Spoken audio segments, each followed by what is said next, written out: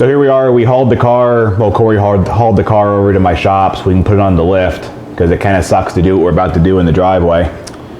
Gonna put new rear suspension in it, new rear axle, maybe make us some subframe connectors. I have some scrap that Corey found on the way here.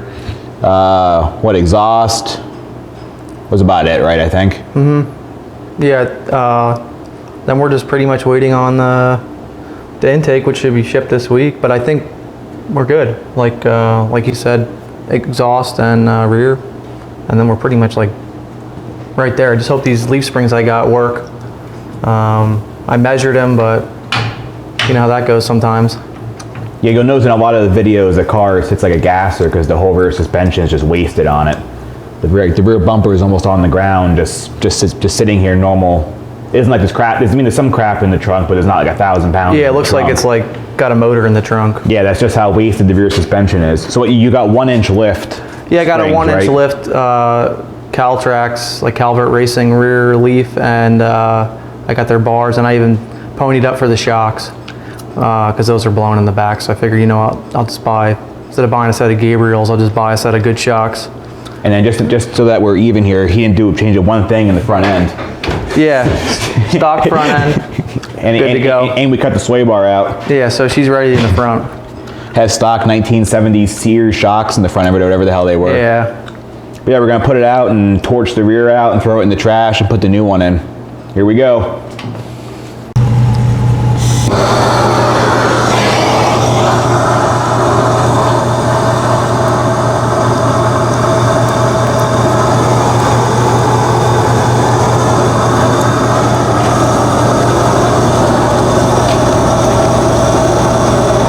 How's the floor look? Flammable.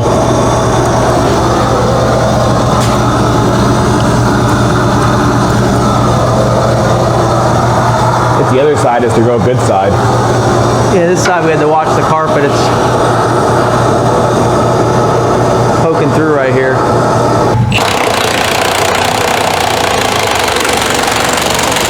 Yeah, the bolt moved.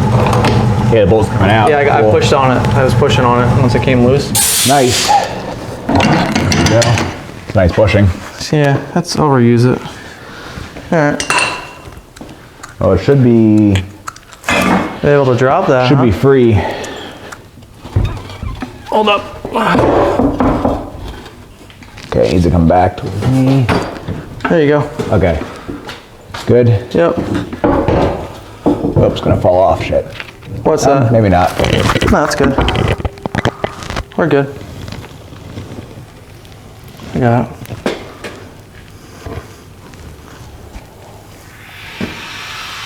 Cool.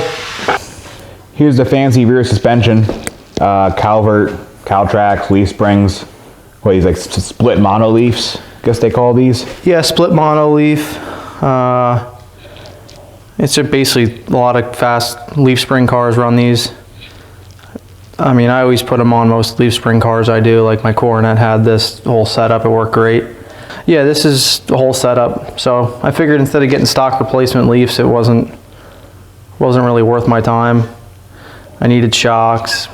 So, and then obviously it's gonna wheel hop like crazy most likely if you just do the leaf springs only. So that's why I always get this whole traction bar set up. Yeah, it's a lot of money, but it bolts in and works, so. Now we get to bolt it in and make it work. Boom.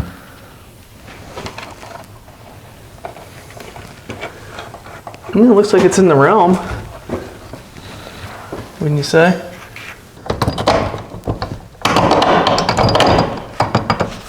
Oh, let me get a hammer. Yeah, look right in. I'm lined up over here. It's through? Go a little more, I guess, yeah, it's through. Yeah, it's through, it's fine. Here's the new rear. It's perfect condition.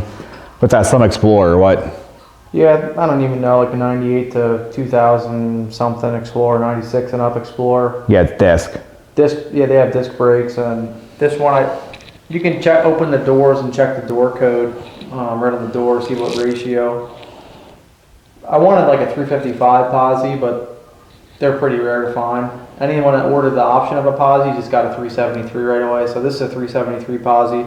The rest are usually 327 open rears or 355 open or whatever. So I went with this. I have a 355 at home, a Junk Explorer, but it was open, so I couldn't even use that rear. 373s will be fine for now, but if we ever take a highway trip or something, it might be nice to have like a 55 or 27, because I'm running a 26-inch tire on the back and on the 28. But this will be good enough for what we're doing. It'll be fine for quarter-mile stuff. So there you go. Well, we're gonna plasma all this junk off and then see how it fits. yeah, we're gonna set it up in there, and We'll take it in and out of the car 18 times. This rear is about an inch wider. This rear is about an inch wider, I think, than the original rear. The problem is with the Explorer, though, is the one axle is 3 inches longer than the other, so the tunnel is slightly offset in this car, but we'll see how it fits. But yeah, I love these rears. They're strong as hell. 31 spline axles. They have the bigger axle tubes compared to like a Mustang 8.8. These fit in Mopars nice too, because they're already 5x4.5. And this is a Ford. It's already 5x4.5, so the bolt pattern doesn't change. They seem to fit most old junk. Yeah. Like as long as you're leaf, like if you're a control arm, you're screwed in general usually. Yeah. But if you have a leaf spring old car, like these are almost always right. Really, anyone that's buying a 9-inch for an old car is almost wasting their money 90% of the time. They don't need that. This rear is great dollar for dollar value.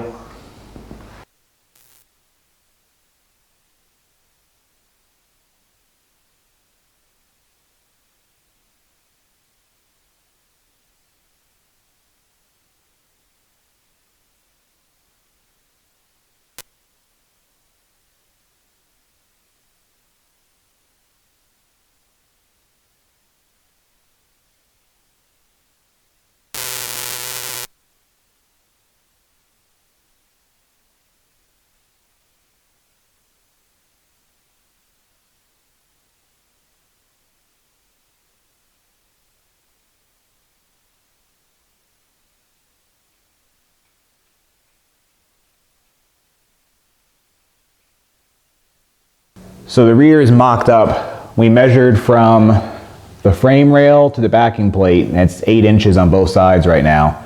These aren't welded yet. We have the pinion angle somewhat set, trans jacks holding it up. The leaf springs are just kind of nutted and bolted in the back. Those aren't the right nuts and bolts, but the leaf springs are kind of in. This one's a little crooked, so we're going to tap on that a little bit. That's how it wants to sit for some reason. This one's pretty good. But even though the rear is wider, it's not like obnoxiously sticking out. It's pretty much right. These rears are the drive shafts a little bit offset, so it might be hard to see. There you go. The drive shaft's off the passenger side, so it might take some floor bashing. But I guess we're just going to double check everything or not, and just weld these in where they land.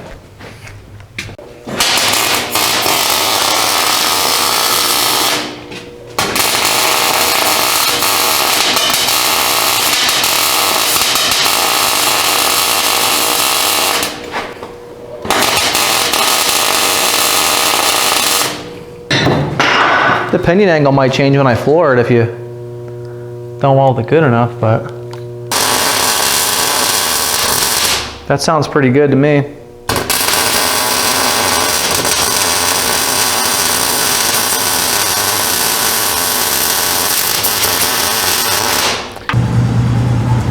For some reason, this leaf spring is like sitting crooked, so we're gonna have to pry it back and then tack the perch on.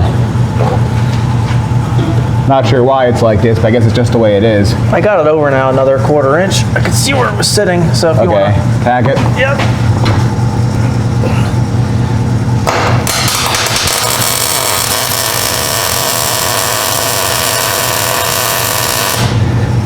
See what happens. Good? Yeah. Yeah, I'm happy with that.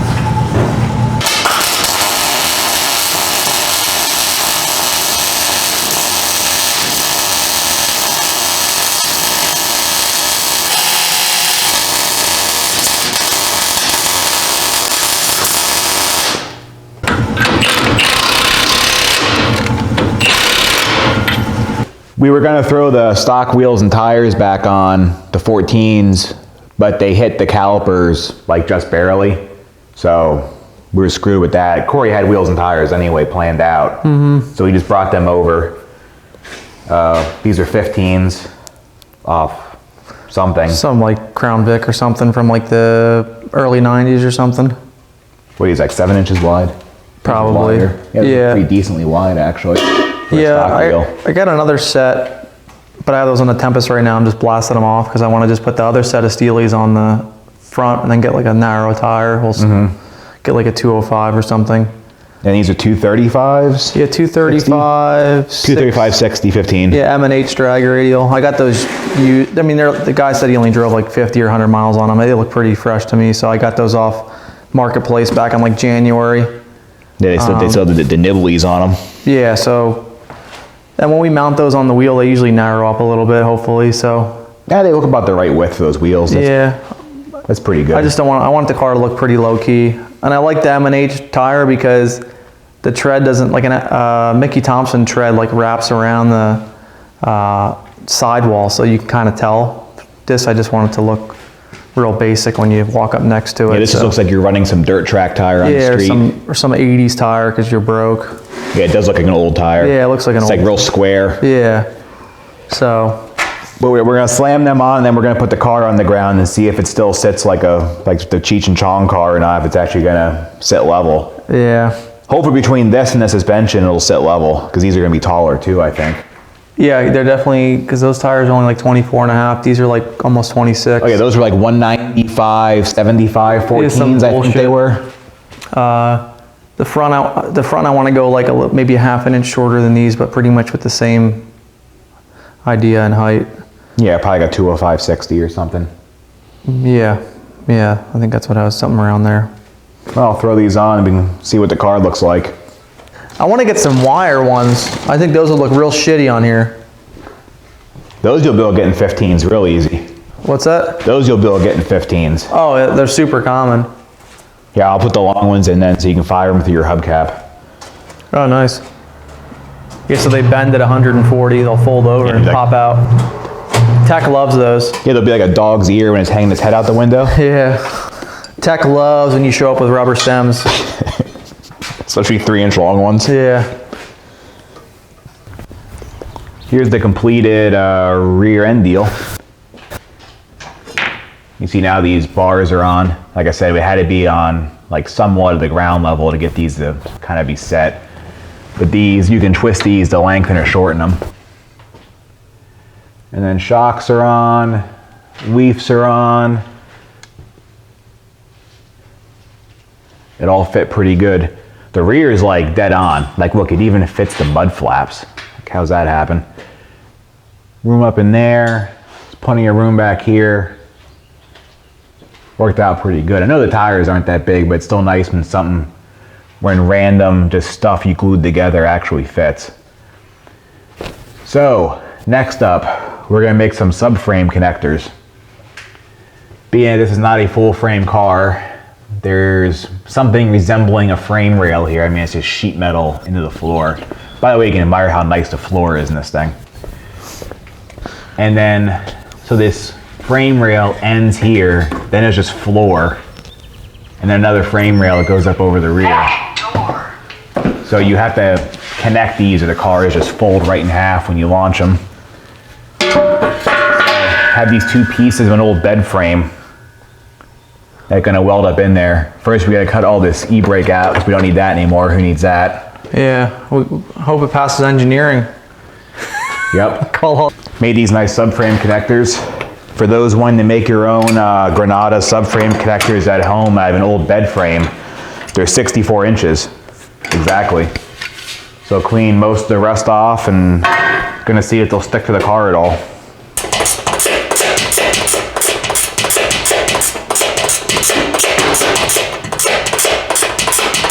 An idea, and we actually nut and bolted the connectors up in the front and rear, just one nut and bolt in each.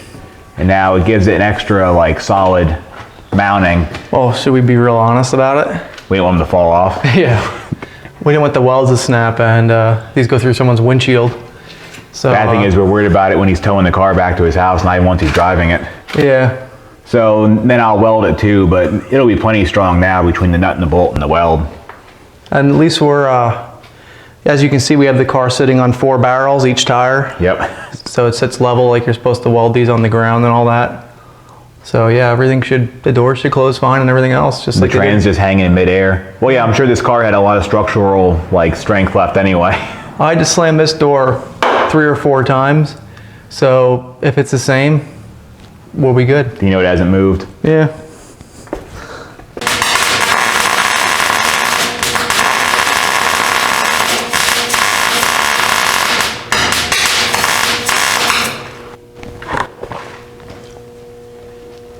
It's something. Got these welded in, if you want to call it that.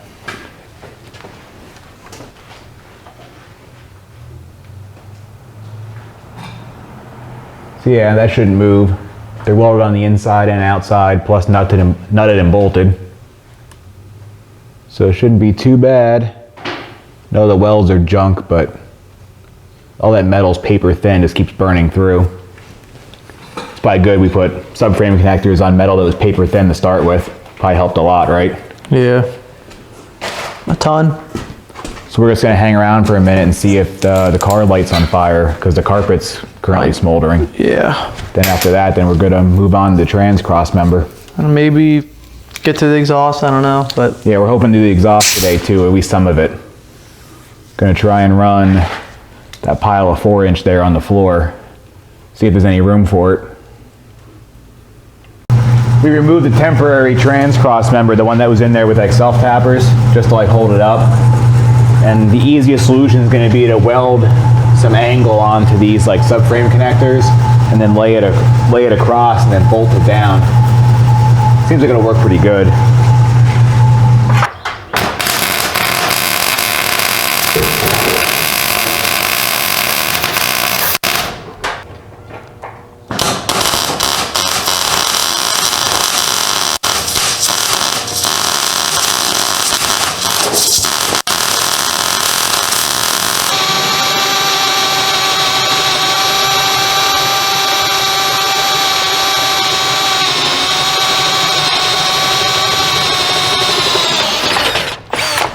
Using your filthy technique breathing.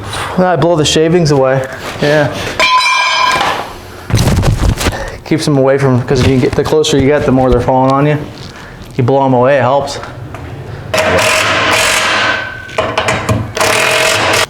Corey got a factory radiator from a 3.8 liter Camaro. For some reason it fits. I don't even think we planned on that, just it happens to fit the stock radiator locations. It's the stock Granada top piece. He's attaching it in his usual fashion. Yep.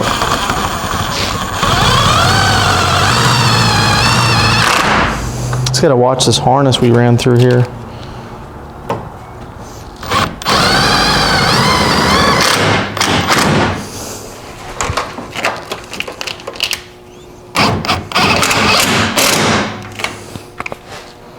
I'm gonna find my other one.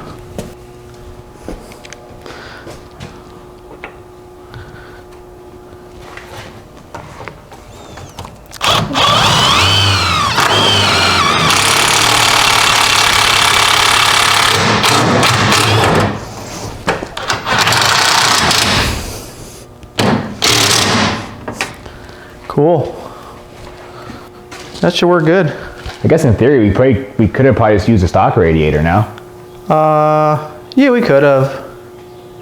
Because if this one fits, that one would have fit. This one's a little thinner. And the hoses line up. This is on the same level as the upper hose too. It's kind of weird. Like it's right. Yeah. Does it matter? It doesn't matter. That's a little lower, does it? This is like the same. Yeah, the lower hose lines up. It's right in front of the factory lower hose in the Barra. And the upper one here is pretty much right in line with where the thermostat housing goes, which is right there. So it looks like we'll need 2 90s for radiator hoses. If that's the same size, that'll be perfect, because I think the lower one's the same size hose on both ends too. Definitely, yeah. We're starting on the downpipe now. The trans cross member's done. This turbo fits like a regular 4-inch V-band. And then we're running 4-inch mandrel vent exhaust as far as it'll run before I run out of room. But like, looks like 145 is pretty much going to kick it right out of the engine bay with a slight like slant cut on this. So that wasn't too bad.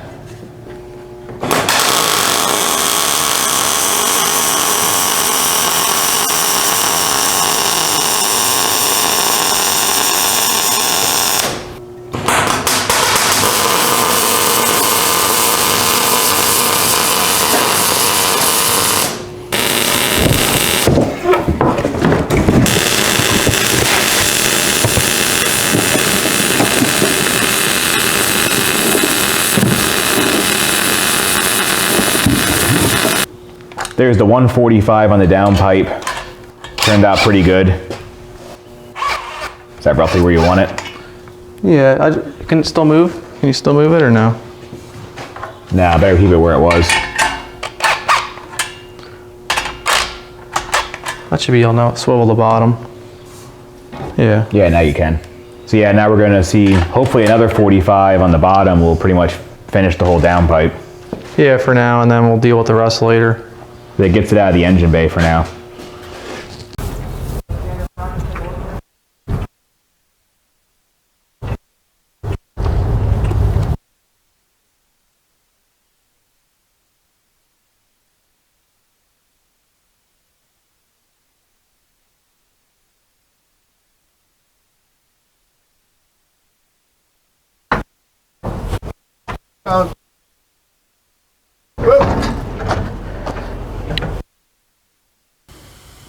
Corey just brought the car home. It was only here for this weekend and today's Sunday. So we wanted to get everything done that we had to do that involved a lift, because it would have really sucked like putting that rear end stuff laying on the ground in his driveway.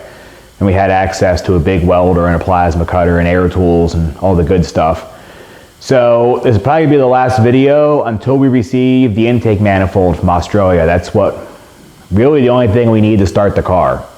So once that's here, a few other things to button up, like putting the fuel injectors in, which I think he already has, and plugging stuff in. And then the only other really thing to do is intercooler piping, but we need the intake manifold for that too. So when the intake gets here, the next video should be it starting. See you then.